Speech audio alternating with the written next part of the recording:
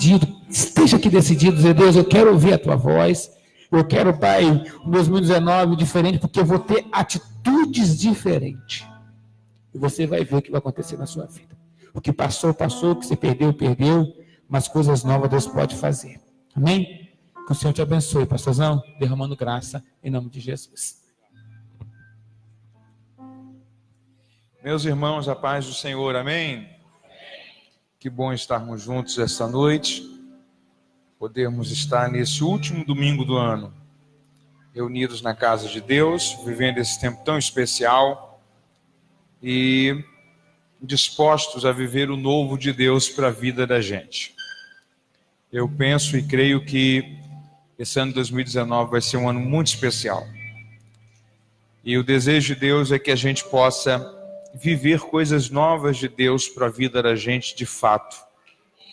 Se a gente não tiver cuidado, a gente entra no ano novo, mas continua na vida antiga. Já reparou isso?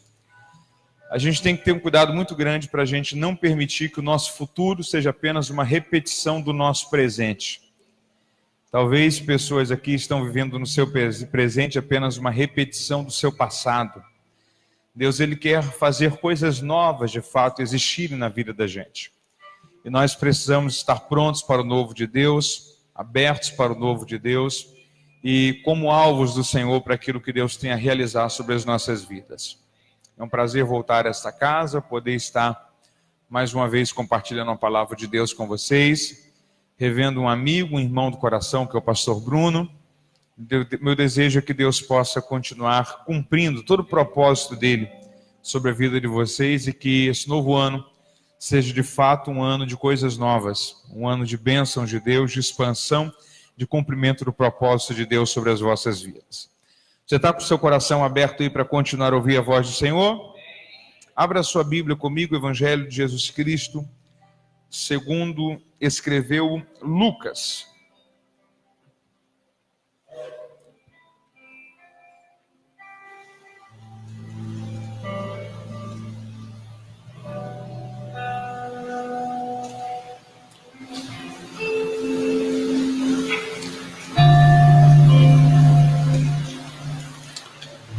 Achando o Evangelho de Lucas, ache aí o capítulo 5.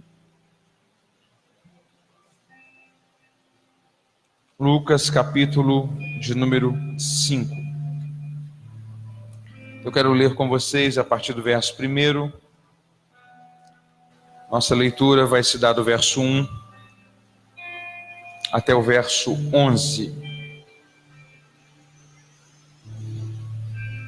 Lucas 5, verso 1 até o verso 11. Se você encontrou aí com um sinal, diga amém. Apertando a multidão para ouvir a palavra de Deus, estava ele junto ao lago de Genezaré. E viu ali 2 barcos à beira da praia do lago, mas os pescadores, havendo desembarcado, lavavam as redes. Entrando em um dos barcos, que era o de Simão, pediu-lhe que o afastasse um pouco da praia, e assentando-se, ensinava do barco a multidão. Quando acabou de falar, disse a Simão: faze-te ao mar alto e lançai as vossas redes para pescar. Respondeu-lhe Simão: mestre, havendo trabalhado, nada apanhamos, mas sobre tua palavra lançarei as redes. Fazendo assim, colheram uma grande quantidade de peixes e rompia-se-lhes a rede. Fizeram então sinal aos companheiros que estavam no outro barco para que fossem ajudá-los, e eles foram e encheram ambos os barcos de maneira tal que quase iam a pique. Vendo isto, Simão Pedro prostrou-se aos pés de Jesus, dizendo: Senhor, afasta-te de mim, pois eu sou um homem pecador. Pois o espanto se apoderara dele e de todos os que com ele estavam por causa da pesca que haviam feito. De igual modo, também Tiago e João, filhos de Zebedeu, que eram companheiros de Simão. Disse Jesus a Simão: não temas, porque de agora em diante serás pescador de homens. E levando então os barcos para a terra, deixaram ali tudo e seguiram a Jesus. E se você pode, diga amém. Se a sua atenção está voltada para a palavra do Senhor, diga graças a Deus. Eu quero compartilhar um pouco essa noite com vocês sobre essa história que nós chamamos de pesca maravilhosa. Na verdade, o Senhor realizou duas grandes pescas maravilhosas. A primeira delas é essa que nós lemos, Lucas capítulo de número 5. A segunda está em João capítulo 21. Curiosamente, na primeira pesca, o Senhor chamou Pedro. Na segunda pesca, o Senhor restaurou a Pedro. Há um propósito muito grande do Senhor sendo desenvolvido dentro desses acontecimentos, que aparentemente eram apenas acontecimentos sem nenhum propósito geral sendo desenvolvido através deles.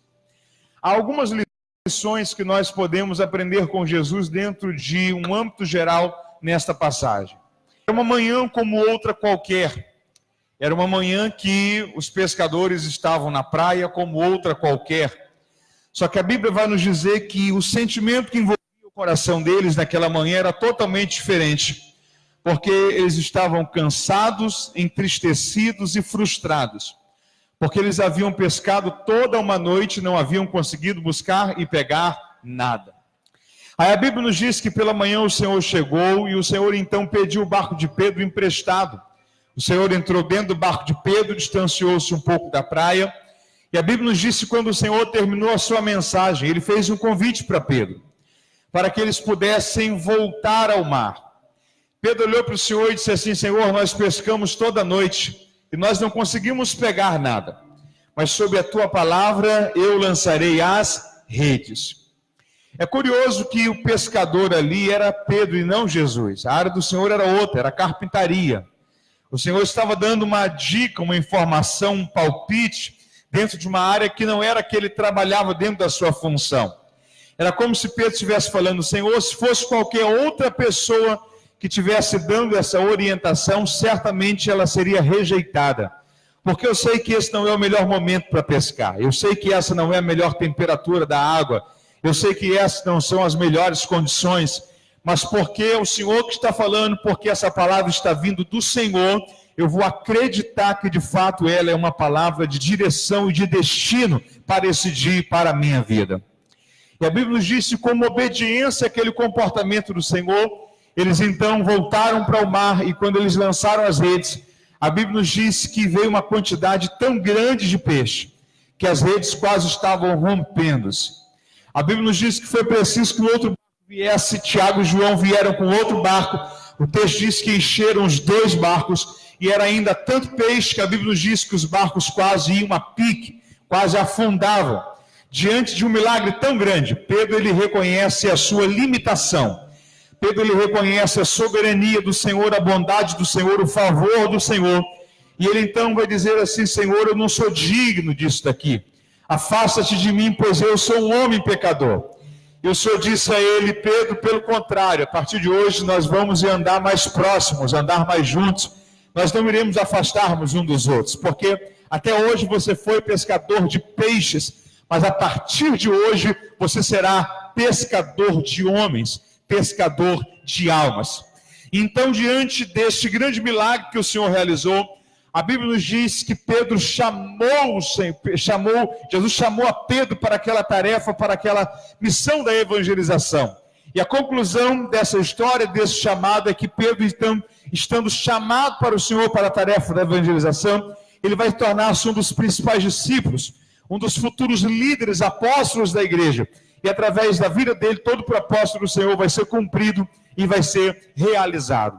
Eu quero compartilhar com vocês esta noite algumas lições que nós precisamos aprender com Jesus dentro desta pesca para a nossa edificação espiritual. Se você talvez tenha aí papel, uma caneta ou um bloco de notas, se quiser fazer essas anotações, eu penso que vai ser muito válido para você.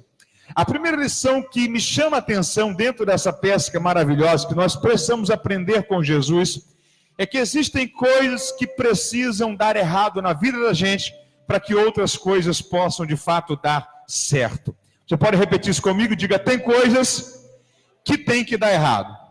Não, olhe para alguém que está perto de você, dá um sorriso para ela, cria uma conexão com essa pessoa aí, diz assim: descansa o teu coração. Diga: tem coisas que tem que dar errado.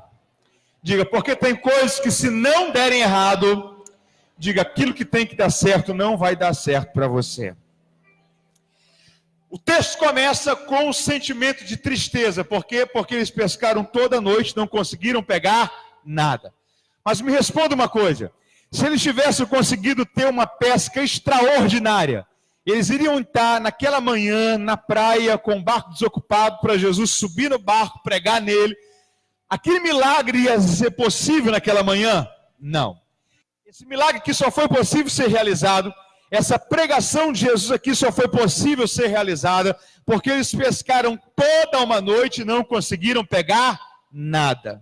Se tivesse dado certo aquela pescaria naquela madrugada, eles não teriam encontrado Jesus pela manhã na praia. Jesus não teria pegado o barco de Pedro emprestado.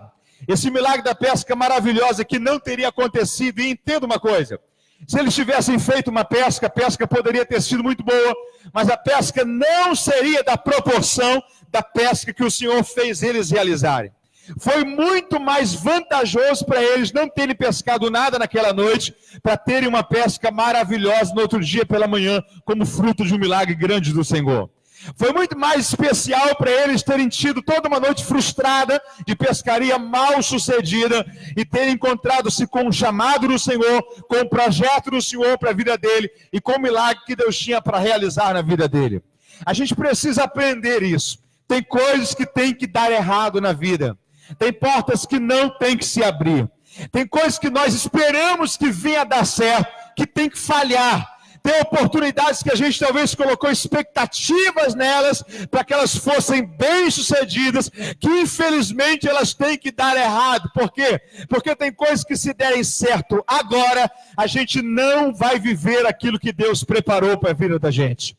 Se você olhar para trás e ver tudo que deu certo na sua vida, você vai perceber que deu certo porque antes algumas coisas deram errado.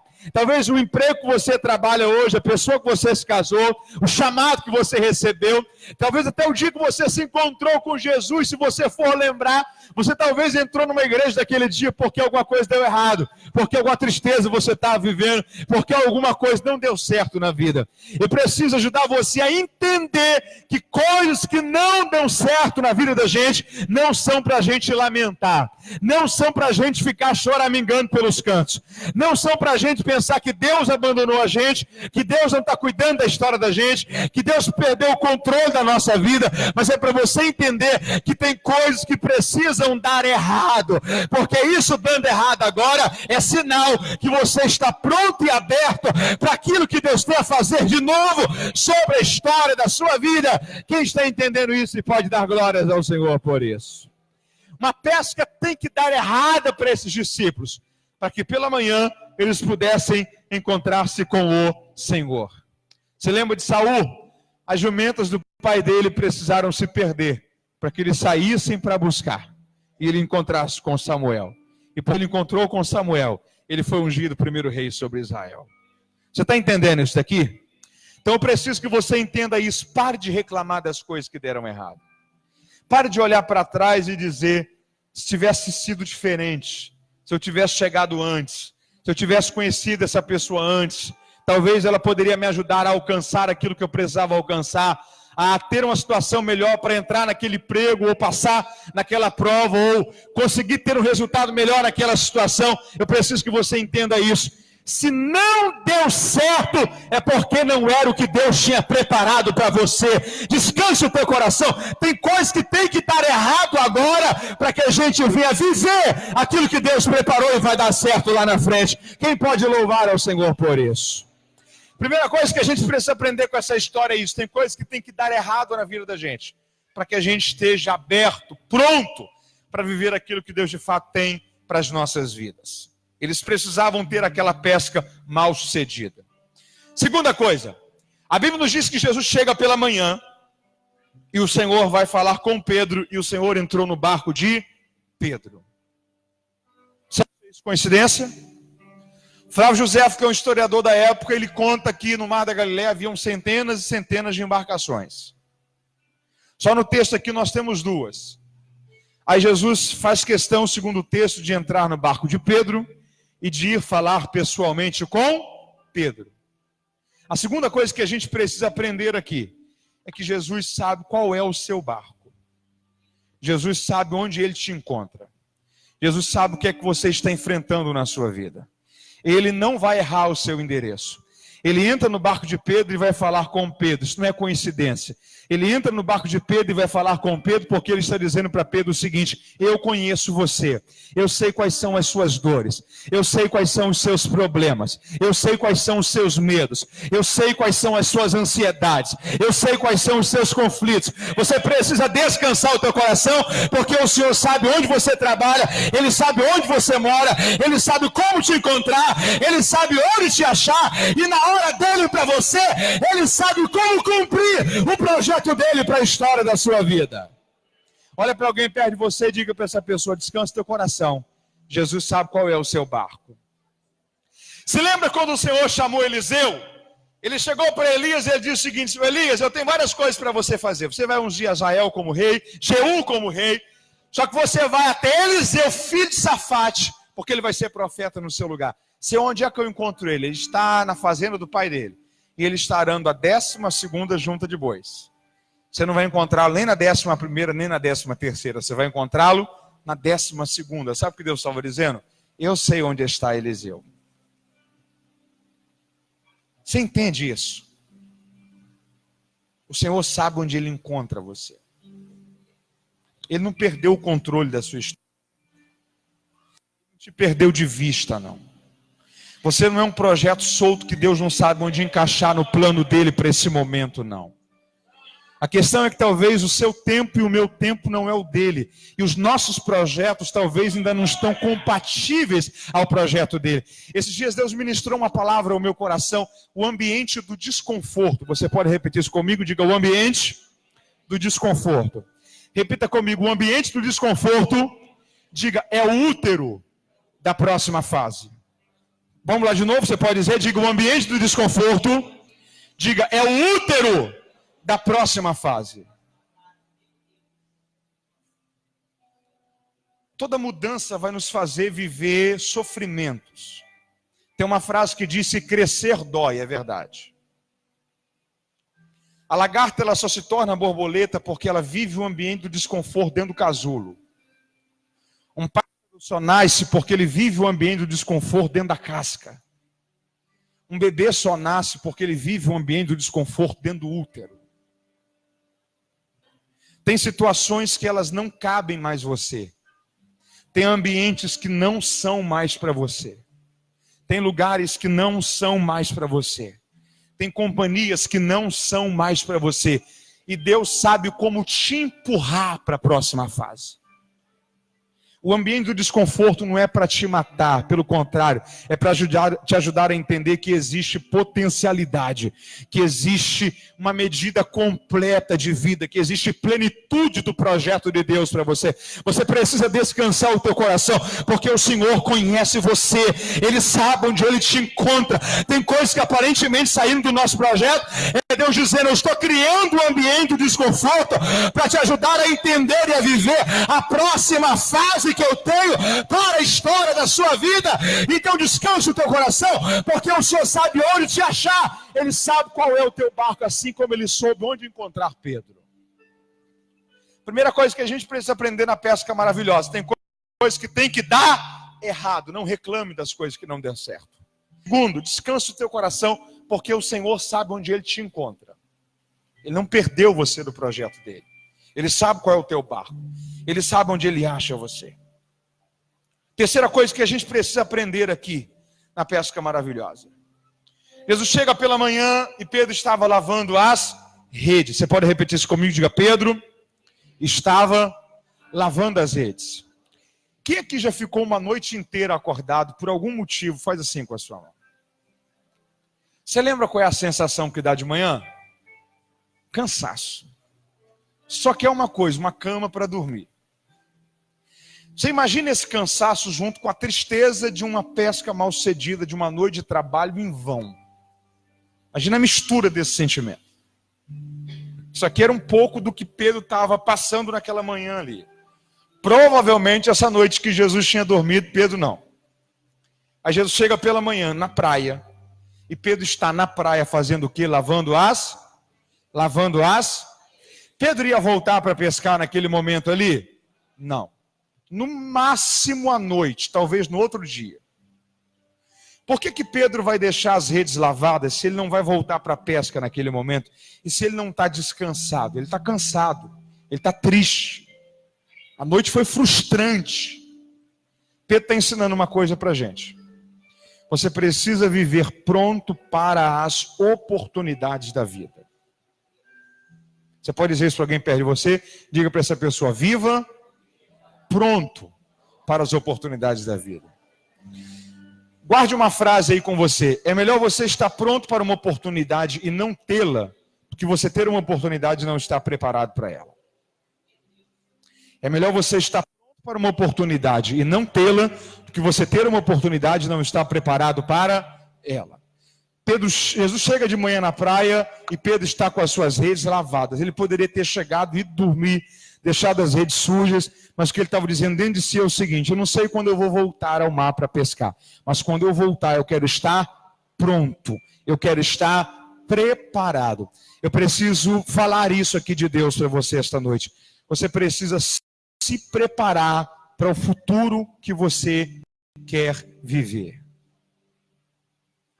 Se você só repete a máxima de prepare-se para o... mas você não faz isso tornar-se materializado na sua vida, é o que eu falei no início, você está correndo um grande risco de fazer do seu futuro apenas uma repetição do seu presente.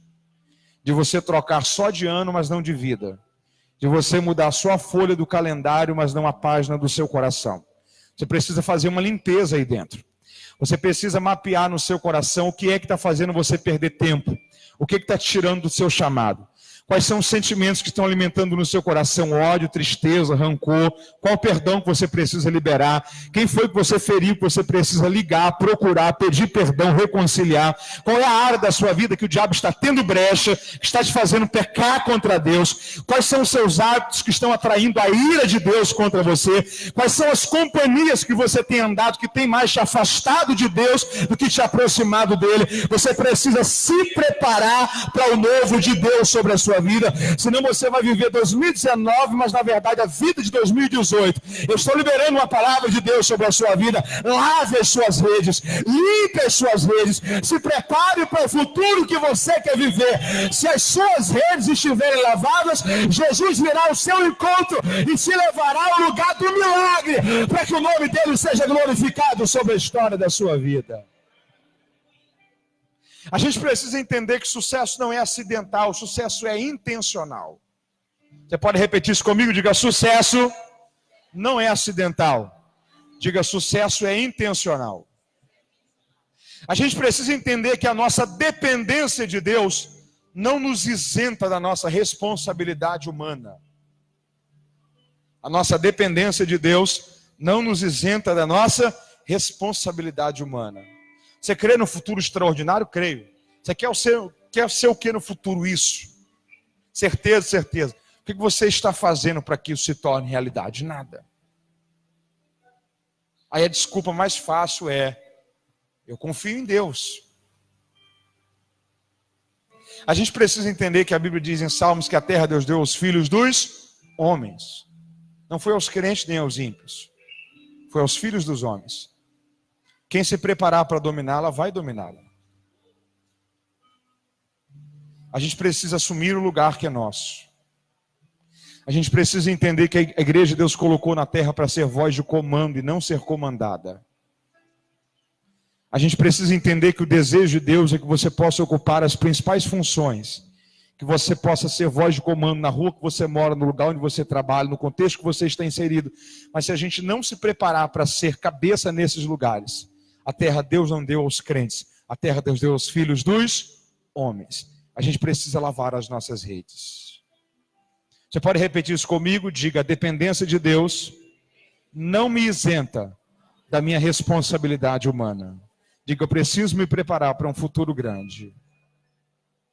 Deixa eu te dar um exemplo disso.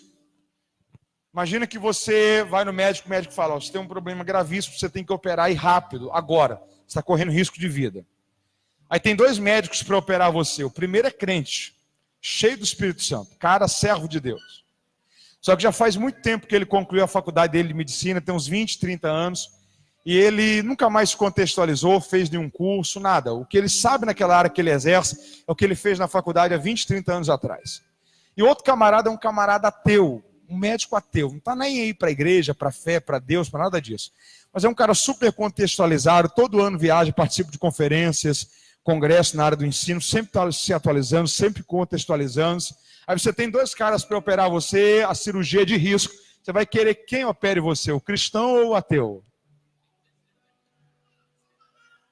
Sabe por que a maioria das pessoas vai optar pelo ateu? Porque a nossa dependência de Deus não pode nos isentar da nossa responsabilidade. Você está entendendo isso? Então levante uma de suas mãos ao céu, diga: Senhor, desperta isso em mim. Eu preciso acordar para a vida. Diga: eu preciso me preparar mais. Diga: eu preciso estudar mais. Diga: eu preciso ser melhor. Diga: Senhor, 2019 precisa ser não só um ano novo, mas precisa ser uma nova vida. Diga: Deus, eu quero lavar as minhas redes. Eu quero viver pronto para as oportunidades da vida. Está entendendo isso? Se o Senhor está na praia, mas se as redes estão sujas, o convite para voltar ao mar não acontece. Isso aqui não isenta Deus do controle. Isso daqui não tira Deus do centro. Isso aqui nos ajuda a se posicionarmos como instrumentos que Deus vai usar para o benefício da nossa própria história. Você lembra de Josué? Deus chegou para Josué no capítulo 1 e disse assim: assim como eu fui com Moisés, eu serei com você. E todo lugar que você pisar a planta do seu pé, esse território será seu. Aí Deus deu os limites, desde o poente será o vosso termo, terra dos amorreus, terra dos cananeus, até o rio Eufrates, até o Jordão. Deus vai dando todo o limite. Alguns anos depois, Deus volta a falar com Josué de novo, só que aqui não é Josué capítulo 1, é Josué capítulo 13. E Deus começa a conversa o seguinte: Josué, você está velho, e muita terra ficou para ser conquistada. Olhe para a terra, Josué. Olha o território dos cananeus. Olha o território dos filisteus. Deus menciona alguns povos, mas os dois principais foram cananeus e filisteus. Josué morreu e não cumpriu a tarefa que ele precisava cumprir. Quem foram os maiores inimigos do povo de Israel depois de Josué? Filisteus e cananeus. Porque quando eu e você não cumprimos a nossa missão, nós estamos sobrecarregando as próximas gerações que virão após nós. A chave de Deus para Josué está em Josué capítulo 1. Quando Deus diz o seguinte: Josué, onde você pisar a planta do seu pé, esse território será seu. E assim como eu fui com Moisés, eu serei com você. Deus estava dando duas garantias a Josué: garantia de posse de território. Só que Josué não entende o que Deus está falando, que Deus está dizendo o seguinte: Josué, eu vou estar com você todos os dias da sua vida como eu estive com Moisés. Só que eu vou dar para você apenas o território que você colocar o seu pé. Eu não tenho nenhum compromisso em te dar aquilo que você não colocar o pé. Eu não tenho nenhum compromisso de te dar aquilo que você não se esforçou para alcançar. O que Deus está dizendo é: se você colocar o pé somente aqui, esse aqui será o seu território. Se você for um pouco mais longe, seu território será maior. Mas se você entender que eu sou um Deus de coisas extraordinárias e ir mais além ainda, maior ainda será o seu território. O que Deus está dizendo para Josué é o seguinte: Josué, o tamanho do seu território vai depender do tamanho da sua coragem. A questão não é só a minha presença vai estar com você. Mas se você tiver a minha presença, mas não tiver coragem, se você tiver a minha presença, mas não tiver ousadia, se você tiver a minha presença, mas não tiver disposto a se esforçar, se você tiver a minha presença, mas não entender que eu te dou coisas grandes, mediante o seu esforço em conquistar coisas grandes, um dia eu vou chegar para você e vou dizer: você está velho, a vida passou e você não conquistou aquilo que você tinha para conquistar. Eu estou profetizando esta palavra de Deus sobre você. A presença dele nós temos, mas ele está te enchendo de coragem para você conquistar coisas extraordinárias, para que o novo ano seja um ano de experiências novas e conquistas, horizontes novos. Quem pode louvar é o Senhor Deus por isso esta noite. Você está entendendo isso? Olhe para alguém do seu lado e diga para essa pessoa: lave as suas redes. Diga: se prepare para um futuro grande. Esses dias eu ouvi uma frase do pastor Elias Dantas e aquilo ali ficou guardado no meu coração. O pastor Elias Dantas falou o seguinte: sonhe grande, Sonhe grande. O máximo que você puder. Porque se acontecer, só pode ter sido Deus. Você pode dizer isso para alguém perto de você? Diga para essa pessoa, sonhe grande. Diga o máximo que você puder. Diga, porque se acontecer, só pode ter sido Deus. Primeira lição que a gente precisa aprender com a pesca maravilhosa. Tem coisas que tem que dar errado na vida da gente. Segunda lição, a gente precisa descansar o nosso coração. O Senhor sabe onde Ele nos encontra. Terceira lição, a gente precisa viver pronto para as oportunidades da vida. Quarta lição. Me responda uma coisa. O Senhor tinha e tem poder para fazer aquele cardume vir na margem, sim ou não? Sim. Qual foi a palavra dele para Pedro? Entre dentro do barco e vamos ao mar alto.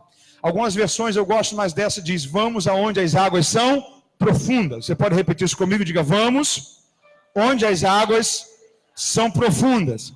O Senhor tinha e tem poder para trazer aquele cardume e vir para a margem, sim ou não? Sim, mas Ele faz isso? Não, Ele pega Pedro, coloca dentro do barco e vai para onde as águas são profundas. Para quê? Para nos ensinar uma lição. Aqui está a quarta lição, maravilhosa. Que lição é essa? Existem resultados que você só terá na sua vida se você sair da superficialidade. Você pode dizer isso para alguém perto de você? Diga, tem resultados que você só terá na sua vida. Diga, se você sair da superficialidade. O convite de Deus para nós sempre vai ser nos levar aonde as águas são profundas. O Senhor quer nos tirar do raso. Você lembra de Ezequiel capítulo 47? Deus disse a Ezequiel, conte 1000 côvados, ele contou, as águas bateram no tornozelo. Conte 1000 côvados, ele contou, a água bateu na cintura. Conte 1000 côvados, ele contou, a água bateu nos ombros. Conte mais 1000 côvados, ele contou. Aí ele diz, eu entrei dentro de um rio, que eram águas que eu não poderia mais andar por elas, eram águas que eu só poderia atravessá-las a nado. Aí Deus não manda ele contar mais 1000 côvados, sabe por quê? O que Deus estava dizendo era o seguinte, eu consegui te tirar do lugar onde os seus pés tocam os chãos. Eu consegui te trazer para um lugar de águas profundas.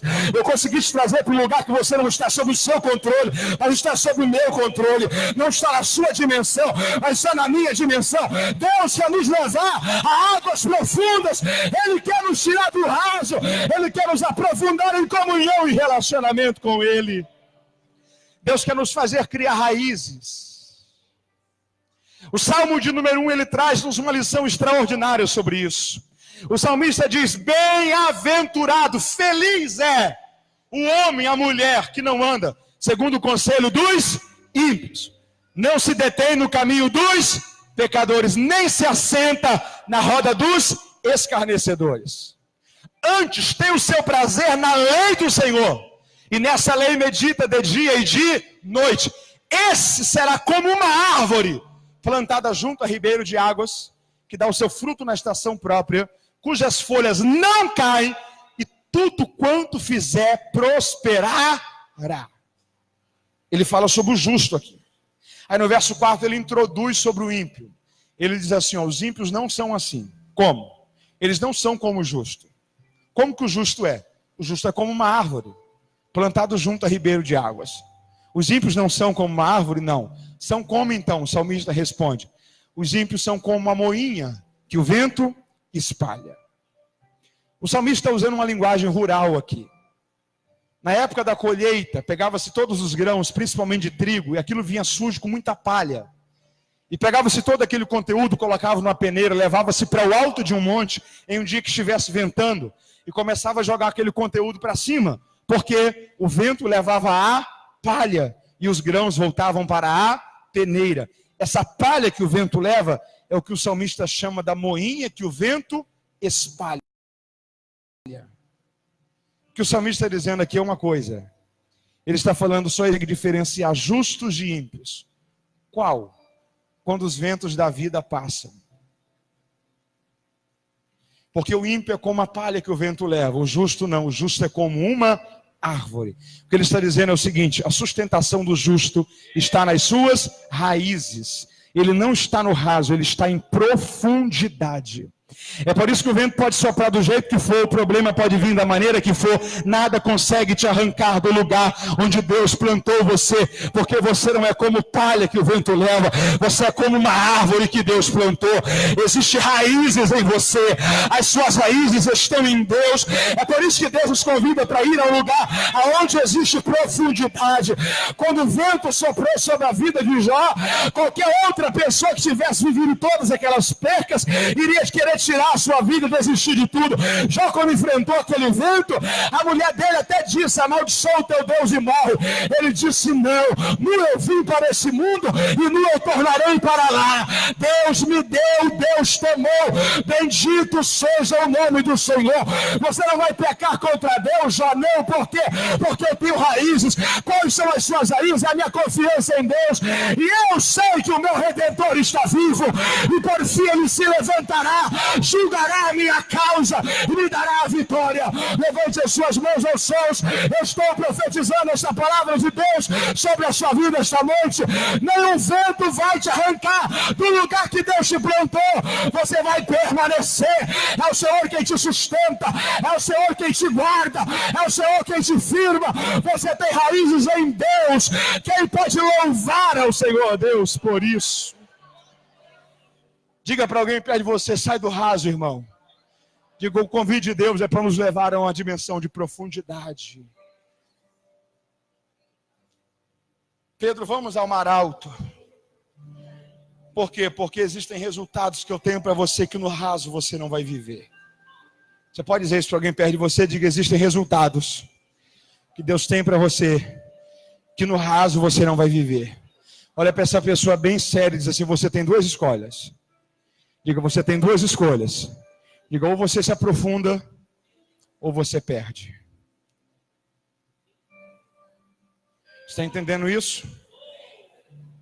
Olha para alguém que está do seu lado e pergunta: o que é que você vai fazer? Diga: Jesus está querendo te levar aonde as águas são profundas. Você pode louvar a Deus por isso. Senhor, é mais confortável aqui. É mais seguro aqui. É mais tranquilo aqui. Pedro, eu quero tirar você do seu conforto, da sua área de controle. Eu quero te levar a águas profundas. Eu quero que você venha para a minha dimensão, não que você tente me colocar na sua dimensão. Eu tenho mais para você. Olha para alguém perto de você e diga: sai do raso, Deus está te esperando nas águas profundas. Diga para essa pessoa: 2019 vai ser um ano de profundidade sobre a sua vida. Diz para essa pessoa: está disposta a sair do raso? Diga para essa pessoa: mergulhe, Deus está te esperando lá. Ele tem coisas novas para você, Ele tem coisas novas para o seu futuro. Ele tem uma história extraordinária para esse ano que está perto a começar. Será que alguém que está entendendo e recebendo esta palavra? Pedro, vamos aonde as águas são profundas. Aí ele vai. E quando ele está dentro do barco, você olha para ele e diz assim: ó, jogue a rede ao lado direito. E ele joga. E quando ele puxa, ele nunca havia visto um peso daquele. As redes estavam quase se rasgando. O texto diz que ele grita: Tiago, Tiago, traga outro barco. Eles trazem outro barco. Enchem os dois barcos. Aí quando os dois barcos estão cheios, os dois barcos estão? Você olha para ele e diz assim: Pedro, eu tenho um convite para você. Qual, Senhor? Até hoje, você foi pescador de peixes. A partir de hoje, você não será mais pescador de peixes. A partir de hoje, você será pescador de almas. Me responda uma coisa aqui. Dobre a sua atenção. Não seria mais fácil Jesus chamar Pedro no início da pesca maravilhosa? Quando Pedro estava de manhã ali, lavando as redes, triste. Se eu fosse Jesus, o discurso ia ser mais ou menos assim: ó, Pedro, como é que foi a pesca? Senhor, nada. Você pesca quanto tempo aqui? Senhor, tantos anos. Teve alguma vez que você saiu para pescar e não pegou nada, Pedro? Senhor, nunca. Você não acha que isso é Deus mostrando para você que acabou, Pedro? Você não acha que isso é Deus dizendo para você, ó, acabou isso daqui. O que eu tenho para você daqui para frente é outra coisa, é pesca, mas não de peixe, são almas. Porque seria mais fácil você ganhar Pedro aqui, porque é mais fácil você convencer alguém que está ferido. É mais fácil você ganhar alguém que está destruído pelas circunstâncias da vida. Aí Jesus pega esse Pedro ferido, quebrado, coloca ele dentro de um barco, coloca ele no mar, coloca a maior pesca da vida dele nas redes dele. Irmão, Pedro não saiu dali dizendo, que bênção. Não, milagre, não, nada disso. Pedro não saiu daqui dizendo, que legal, essa história vai para a Bíblia. Ele não pensou isso. O sentimento de Pedro, quando viu 2 barcos cheios de peixe, era o mesmo sentimento de um camarada que trabalha em construção civil, que um empreiteiro olha para ele e fala assim, ó, eu preciso construir um condomínio aqui. São quantas casas? São 50. Qual o valor de cada casa? X, tá bom. Estou te pagando as 50 casas, toma. De alguém que trabalha vendendo remédio. E aí ele fecha um acordo de vender 300 mil caixas de um remédio que ele é fabricante. E o comprador chega para ele e fala assim, está aqui o valor das 300 mil caixas de remédio. Toma. Pedro era o quê? Pescador. Ele sustentava a casa dele com o quê? Peixe.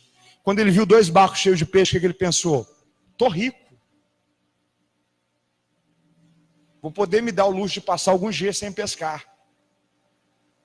Aí ele está nesse contexto todo aqui. Aí Deus olha para ele e fala assim, ó, acabou isso daqui. A partir de hoje, sua vida não é mais isso daqui. Você não vai ser pescador de peixe, você vai ser pescador de almas. Não teria sido muito mais fácil Jesus chamar Pedro antes da pesca maravilhosa do que depois? Sim ou não? Sim. Mas por que Jesus só chama Pedro depois da pesca maravilhosa e não antes? Guarde isso. Porque dificilmente o Senhor chamará alguém quando esse alguém não tiver alguma coisa para renunciar. A gente precisa entender que todo chamado vai estar atrelado a um tipo de renúncia. Você pode repetir isso comigo? Diga, todo chamado está atrelado a um tipo de renúncia. Há alguma coisa que você tem que deixar. Às vezes, para andar com Jesus, você vai ter que deixar de andar com algumas pessoas. Quando Marcos escreve esse texto, quando Mateus, melhor dizendo, escreve esse texto, ele diz o seguinte, Pedro deixando o barco e deixando o seu pai, que era Zebedeu. Pedro deixando o barco e deixando o seu pai. A Bíblia não está fazendo apologia ali a desonrar pai e mãe ou deixar pai e mãe, não é nada disso. O que a Bíblia está ensinando ali é o seguinte, haverá momentos que para você seguir Jesus, você terá que deixar coisas, e haverá momentos que para você seguir Jesus, você vai ter que deixar pessoas. Andar com Jesus, às vezes, vai fazer você renunciar a alguma coisa na sua caminhada. Foi o que aconteceu com Eliseu. Quando ele foi chamado, ele pegou a junta de boi, os 2 bois, queimou. E o que ele usou para fazer a chama era o maquinário, as madeiras que uniam os 2 bois, o jugo dos 2 bois. Queimou os 2 bois, fez churrascos e deu ao povo. O que ele estava dizendo era o seguinte, eu não quero deixar vivo aquilo que pode me fazer pensar em voltar ao meu passado. Porque todo chamado vai estar atrelado a um tipo de renúncia. O chamado de Deus é uma ponte que depois que você passa por ela, ela se quebra. É uma corrente invisível. Você pode não vê-la, mas você sente. Sua satisfação pessoal está atrelada a essa.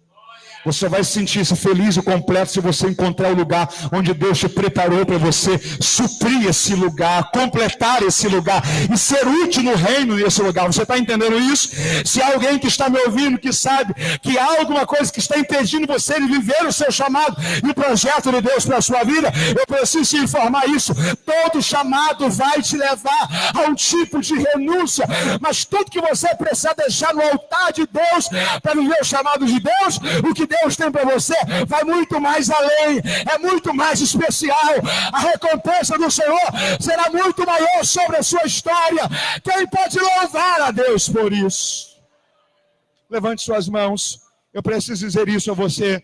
Tudo que você precisar deixar, para você não deixar de seguir a Jesus, o Senhor tem muito mais para você e para o seu futuro. Diga glórias a Deus por isso. Senhor, então é para deixar esses 2 barcos cheios de peixe, esses 2 barcos. Eu concluo agora. O texto diz que eles voltam para a praia. E o texto diz, então Pedro, deixando tudo. Você pode repetir comigo? Diga, Pedro, deixando tudo. Quase tudo. Alguns peixes. Muitos peixes. Então Pedro, deixando o quê?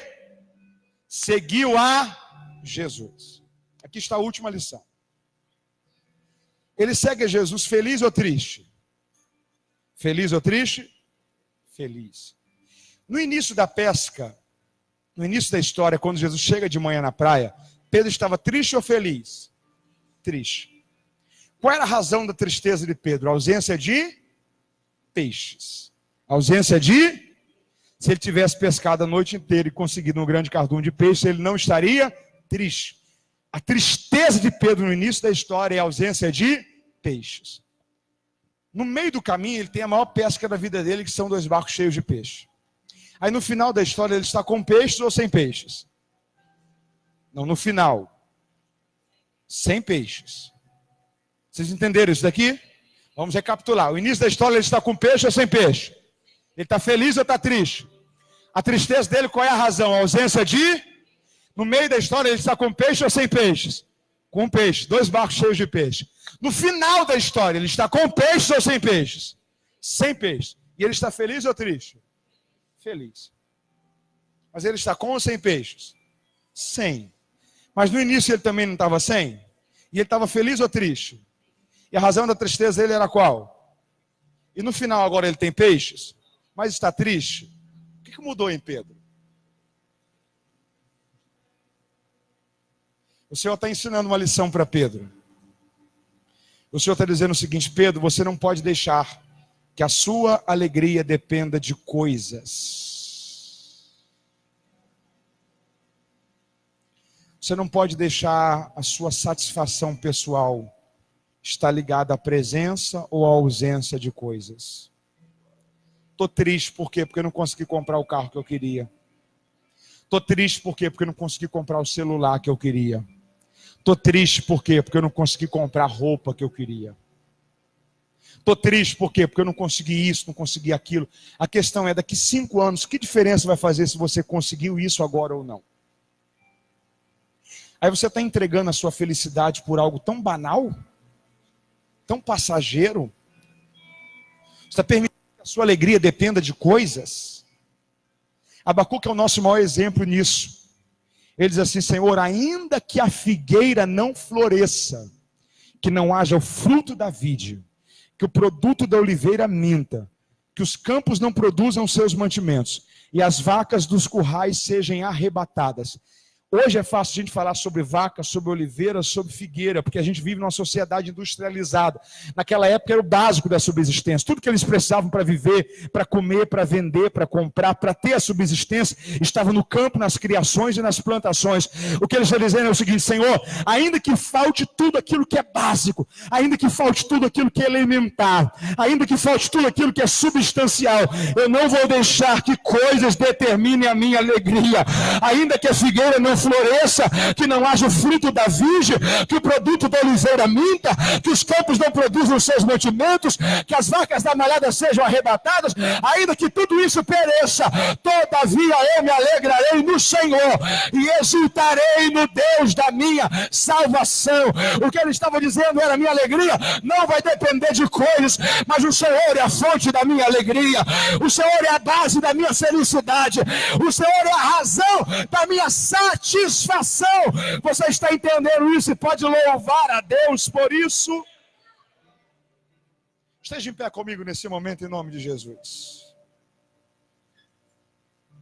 O que é que está roubando a sua alegria?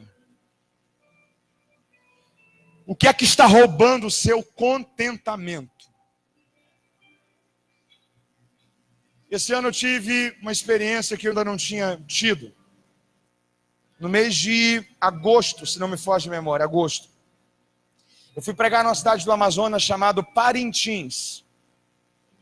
Para você ter a noção da distância, eu desci de avião em Manaus, peguei um barco subindo o rio Amazonas, 500 quilômetros acima do rio Amazonas, 10 horas de viagem de barco. Não tem como chegar na cidade de carro.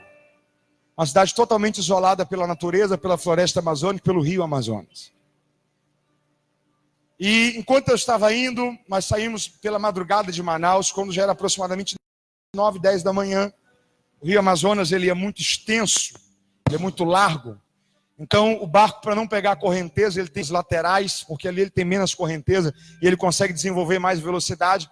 E a gente ia passando pelas comunidades ribeirinhas, aquelas casas de palafitas, construídas de madeira, 1,5 m, 2 metros acima do chão, para que na época da cheia do rio as casas não sejam levadas. E uma coisa que me chamou a atenção é que quando nós estávamos passando por uma daquelas regiões ribeirinhas, costeiras, teve uma hora que a gente passou por uma casa daquelas e uma criança, uma menininha de no máximo 4, 5 anos, no gramado da casa, na beira do rio, na encosta do rio, em frente à casa, olhando para a gente dentro do barco e sorrindo para a gente, como se ela tentasse passar a gente, ultrapassar a velocidade do barco. E ela olhava e sorria. Levou talvez uns 5, 10 segundos o tempo do barco passando e ela correndo na direção que a gente estava, paralela a gente, só que na encosta, olhando para a gente sorrindo. E eu comecei a pensar, essa menina está totalmente desligada de tudo. Certamente na casa dela não tem luz elétrica. Celular talvez os pais dela nunca tiveram. Não há nenhum mercado por aqui que talvez os pais consigam trazer um Danone ou um chocolate.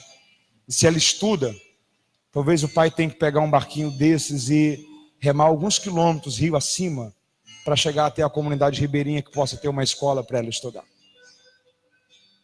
Só que o que havia na face dela não era tristeza, era alegria.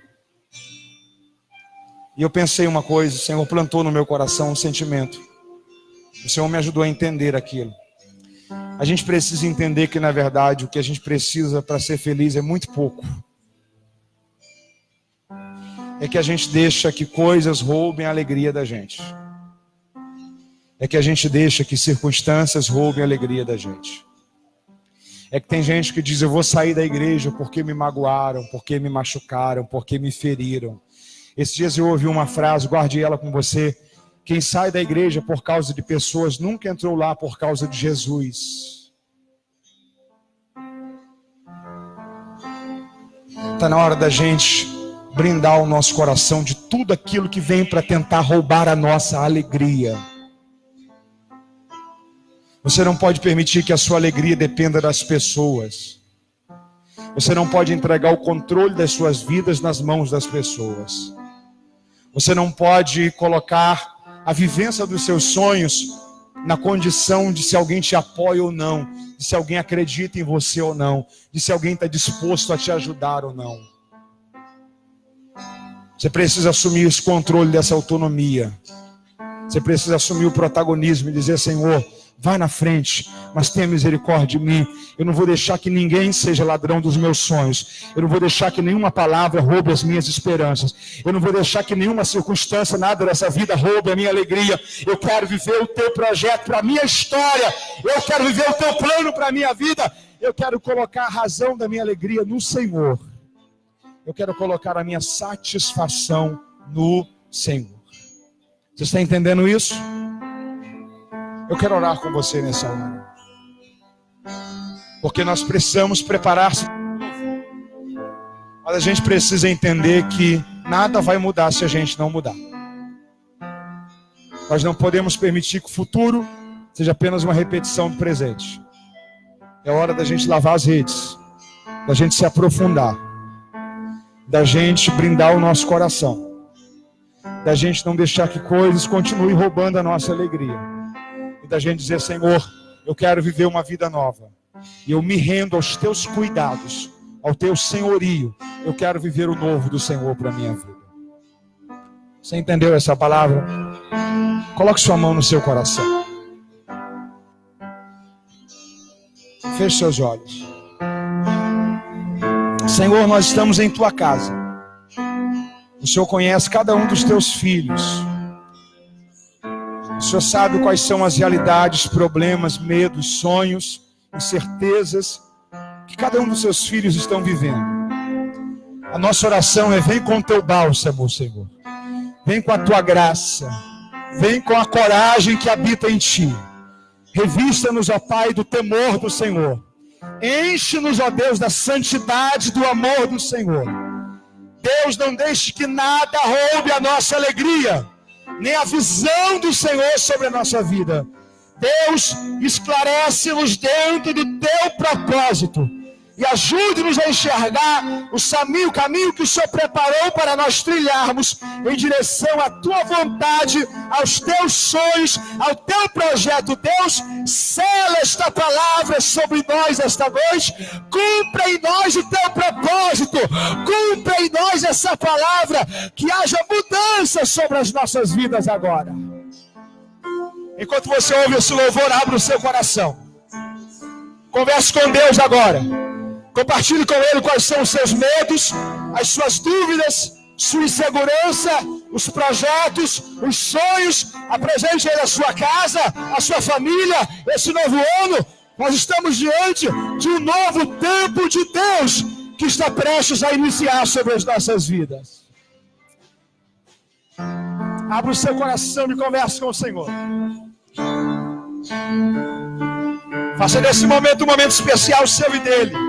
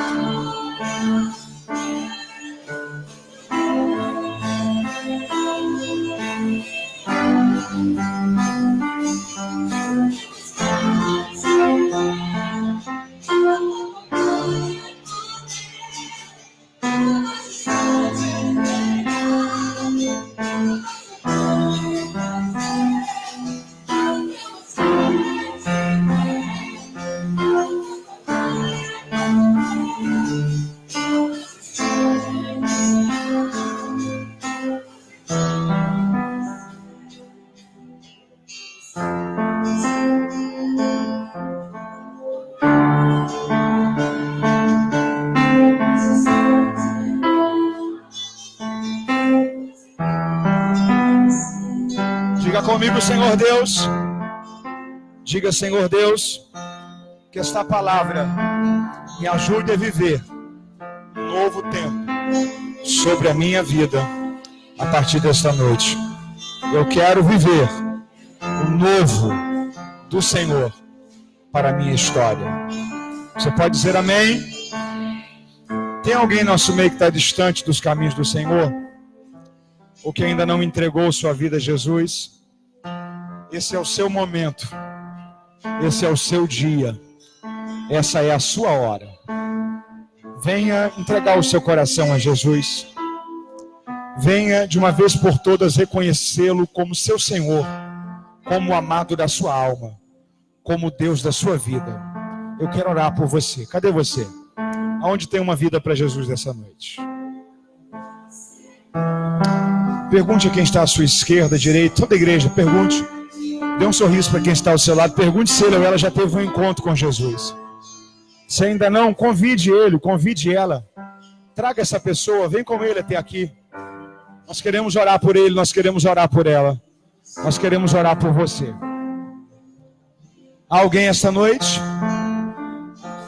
Um homem, uma mulher, um jovem, uma jovem, que quer render-se a Cristo, entregar a ele o seu coração, aceitar dele o seu amor e perdão.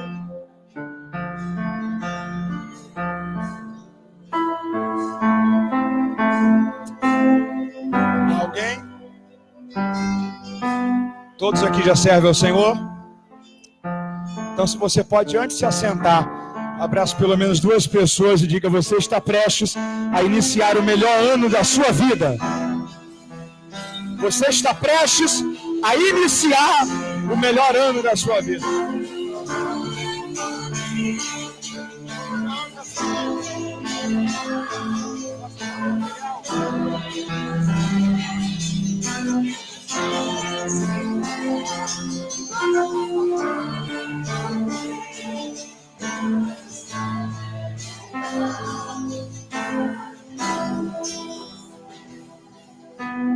Você pode dizer graças a Deus. Você pode dizer aleluia. Você entendeu essa palavra? Que Deus te abençoe. Que ela seja combustível para esse novo tempo de Deus sobre a sua vida. Amém? Você tem ainda 2 minutinhos de atenção ainda aí? Se tem, diga amém. Escute isso daqui. Deus tem me dado o privilégio de poder servir a igreja na área do ensino. E eu tenho feito isso por várias formas, além do púlpito.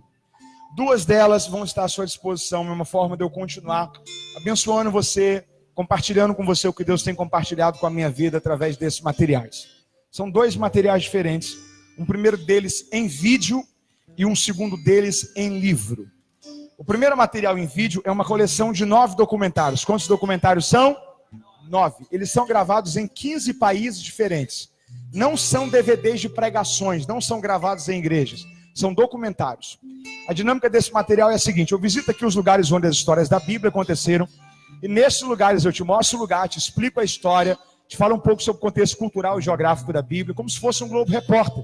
Tudo isso em DVD. Uma viagem pela Bíblia que você vai fazer comigo sem sair de casa. 2 DVDs gravados em Israel, onde você vai conhecer mais de 50 lugares diferentes da Bíblia.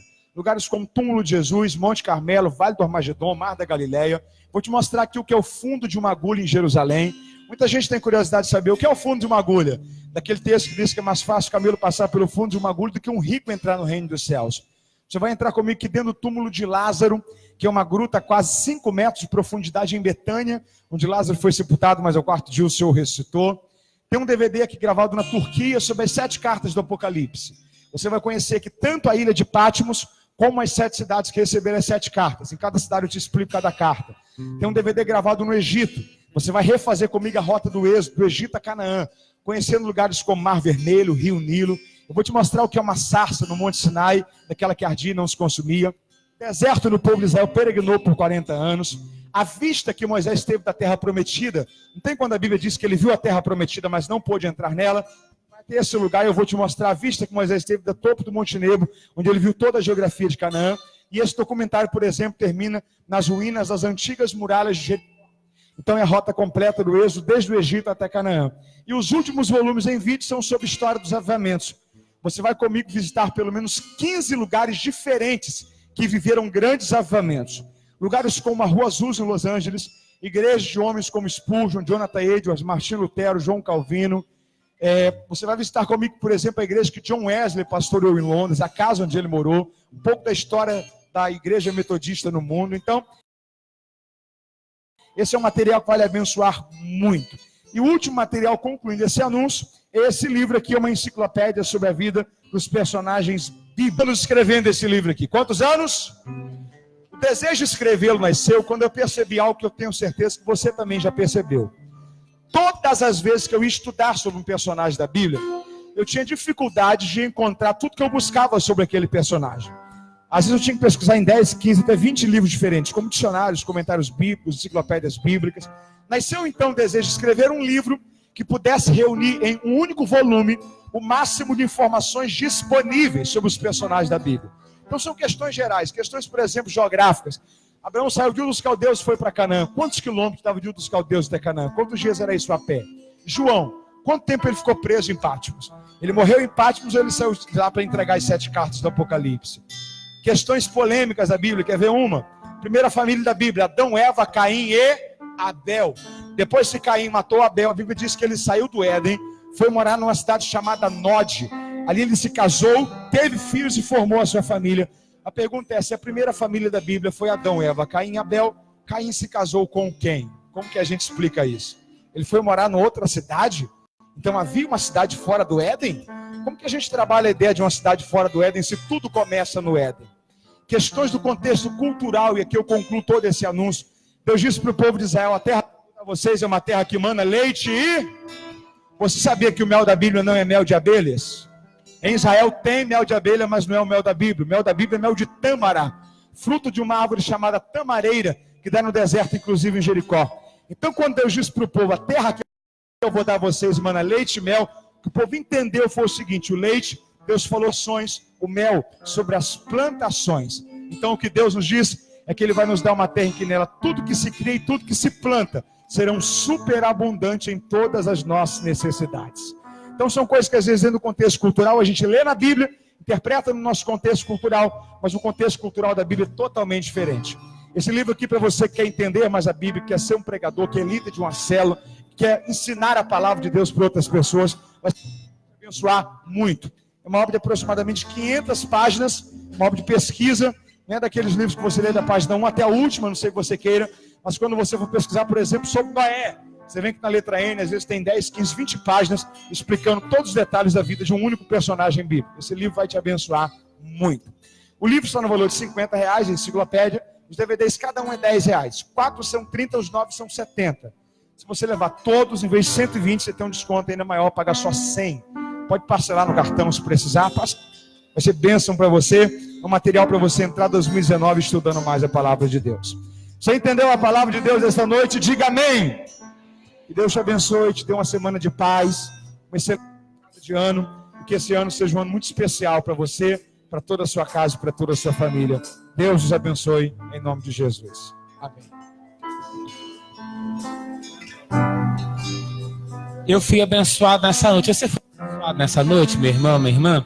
Amém. Os materiais aqui do pastor Mateus, eu os tenho já há algum tempo. Vale a pena, se você puder investir, é um bom investimento. Queridos, nós estamos terminando e com muita alegria, com muita perspectiva de que Deus está direcionando essa igreja. Uma das coisas que eu fiquei ali meditando na palavra é que Deus nos deu uma característica de ser apenas uma igreja de empolgação. Há muitos movimentos por aí de empolgação, de agitação, mas o que faz uma igreja firme, mas é a palavra de Deus. Diga para o teu irmão, valorize a palavra. Por isso, irmãos, eu quero desafiar você, como nós falamos no começo do culto, alguns não estavam aqui, logicamente. Se você quiser, 2 presentes para você lá. Na verdade, um é um presente mesmo, né? E o outro é se você quiser. Há um calendário aqui da igreja simples, acho que não vai dar nem para metade, mas depois mais, tá? Mas pode pegar lá fora, é com o irmão Robson, está lá. E há também um guia, obrigado, acabou a bateria, né? Há um guia de acompanhamento de leitura bíblica. E o primeiro que pegar o guia, não hoje, logicamente, pegar o guia hoje, primeiro que lê a Bíblia toda, nos próximos meses, o primeiro que acabar, é para 1 ano, mas você acabar antes e falar, eu acabei, logicamente, é verdade, só crente só fala a verdade, amém? Nós vamos dar uma Bíblia de estudo para você, uma boa Bíblia de estudo. Então você vai pegar se você quiser, e eu entendo que vale a pena valorizar a palavra. Valorizar a palavra é muito importante. O irmão Robson está lá na porta, é só você pegar e você começar essa leitura a hora que você quiser, inclusive hoje. O primeiro que terminar vai falar, nós vamos estar honrando aqui no altar com uma Bíblia, tá bom?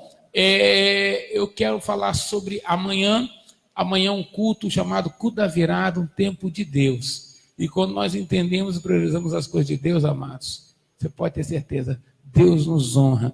Eu já falei aqui em outros anos sobre a importância de estar, a importância de passar na presença de Deus, mas, amados, se o próprio Espírito de Deus não te convencer que você pode e deve estar na presença do Pai na virada do ano, não há um argumento humano que lhe convença. A minha oração é que o Espírito do Senhor fale com você. Nós vamos estar aqui amanhã, às 22 horas, cultuando o Senhor, tendo um tempo com Deus, e eu tenho certeza que vai ser profético, no nome de Jesus. Você é convidado para vir, mas eu não ajudei, eu não fiz nada. Vem com você, vem sua família, vem quem você quiser trazer. Vai ser uma bênção de Deus. Amém? Vamos colocar de pé nesse momento. Pastor Rodrigo, ele hoje foi ministrar lá na igreja de Guaba, a igreja dele de origem. Domingo que vem é o último domingo do pastor Rodrigo com a gente aqui. E nós vamos estar também fazendo um momento de honra, né? Agradecendo a Deus pelo tempo que ele esteve conosco, que ele está indo para Goiás, Uruaçu, né? Deve ser bom, não, irmãos, pelo nome, né? Uruaçu, né? Se é pelo nome, acho que não é bom, não. Tá, tô brincando, irmãos, é bênção de Deus e vai ser bênção lá, tanto quanto foi aqui, no nome, no nome de Jesus. Amém? Eu quero louvar a Deus pela sua família nesse ano de 2018. Eu quero louvar a Deus pela liderança desta igreja. Quero louvar a Deus pelos visitantes. Quero louvar a Deus pelos mais novos, mais antigos na igreja. Quero louvar a Deus, tá? Desejo a você um ano 2019 cheio de bênçãos, mas cheio de atitudes que te leve a viver um tempo novo de Deus para a sua vida. Um feliz 2019 para aqueles que a gente não vai ter oportunidade de te ver mais esse ano. Talvez só no ano que vem. Que Deus abençoe muito a sua vida, que Deus derrame muita graça. Você pode desejar para alguém, desejar um feliz 2019, Deus te abençoe, Deus abençoe a sua vida, muito, muito, tá? Por fim, irmãos, você que quer se tornar membro oficial da Igreja Metodista, você que ainda não foi batizado, nos procure, tá? Nós vamos ter um batismo logo, logo. Nos procure, por favor, irmãos que não foram recebidos, irmãos que não são membros ainda, nos procure, tá bom? Nós queremos recebê-lo aqui como membro oficial dessa igreja. Você que está visitando, você que está conhecendo, nós queremos falar com você, tá bom? Deus abençoe muito a sua vida. Vamos orar? Levante a sua mão em direção à sua casa, profetize as bênçãos de Deus, profetize e ore pela sua casa, pela sua família, no nome de Jesus. Pai, no nome de Jesus, louvamos o teu nome por esta noite, que noite de revelação da tua palavra, de unção, de presença. Muito obrigado por isso, que aconteceu uma noite especial. Amém. Eu quero te agradecer. Quero pedir que leve o teu povo abaixo da tua graça, bênção e misericórdia. Oramos ainda, Pai, pelos nossos lares, nossas famílias, e profetizamos coisas novas para a glória do teu nome, nesse ano que está por vir. Obrigado por esse tempo, por esse momento, pela vida do pastor Mateus e cada irmã aqui na tua casa. Obrigado por tudo, no nome de Jesus. Que a graça do nosso Senhor, o amor eterno do Deus Pai e a doce consolação e a comunhão do Espírito Santo repouse sobre toda a igreja, e a igreja diga amém. Deus abençoe. Se você puder, adquira o material, vai ser bênção para a sua vida.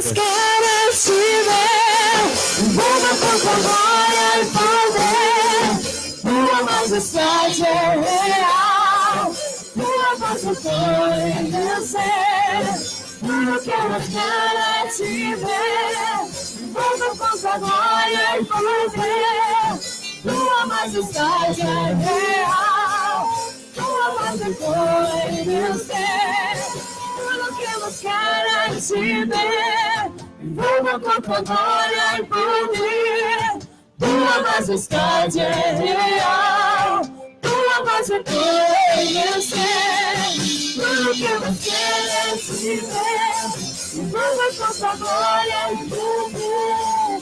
Tua majestade é real, tua voz eu conhecer,